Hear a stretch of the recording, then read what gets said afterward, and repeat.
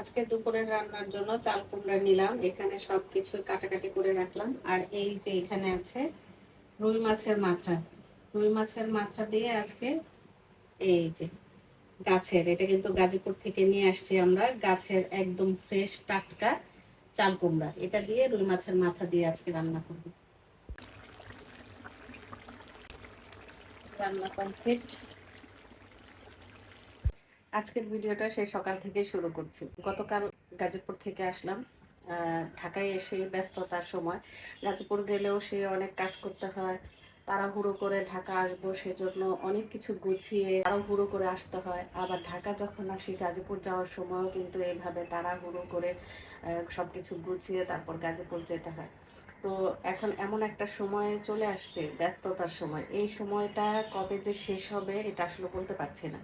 তো আমরা যেহেতু বাগান বাড়ির একটা কাজ করছি, সেটা কমপ্লিট না হওয়া পর্যন্ত এই সময়টা এভাবেই চলতেই থাকবে। তো সবাই দোয়া করবেন যেন তাড়াতাড়ি আমরা সেই কাজটা সম্পূর্ণ করতে পারি। কাজ সম্পূর্ণ করাটা যে খুব জরুরি তা না, এর মধ্যে তো অনেক কিছুই থাকে। কোনো একটা সময় একটা জিনিস পছন্দ হয়, আবার সেই জিনিসটা মানে যখন কমপ্লিট হয় তখন দেখা যায় যে এটা এভাবে না করলে হয়তো আরেকটু ভালো করে করা যেত। তো এরকম করতে করতে আসলে আমাদের কাজের একটু দেরি হচ্ছে, বা মিস্ত্রিও সব সময় পাওয়া যায় না, বা আমরা যখন চাই যেটা করতে সেটা আসলে সেই সময়টা হয় না।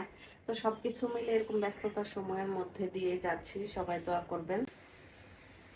গরম গরম ভাতের সাথে চাল কুমড়ার তরকারি,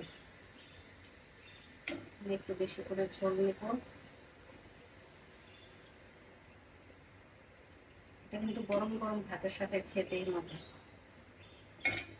তারপর এখানে আছে কাঁচামরিচ নিয়ে নিলাম, লেবু নিয়ে নিলাম,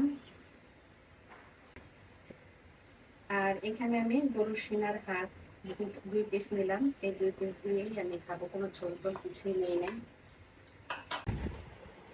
এখন আমি খাবারটা খেয়ে নিই।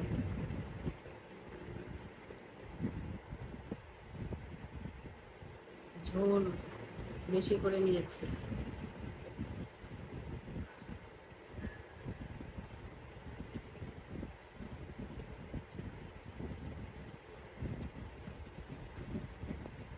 সেই স্বাদ হয়েছে, নিজের হাতে রান্না বলে বলছি না, অনেক অনেক বেশি মজা হয়েছে।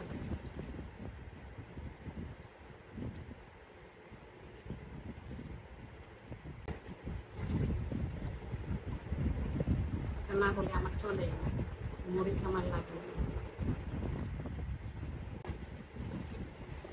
যারা যারা চাল কুমড়া দিয়ে রুই মাছের মাথা দিয়ে খেয়েছেন তারা তো জানেনই এটা টেস্ট সম্পর্কে। আর যারা জানেন না তারা রান্না করে একবার খেয়ে দেখবেন, সত্যি এই রান্নার প্রেমে পড়ে যাবেন, মানে এই খাবারের প্রেমে পড়ে যাবেন।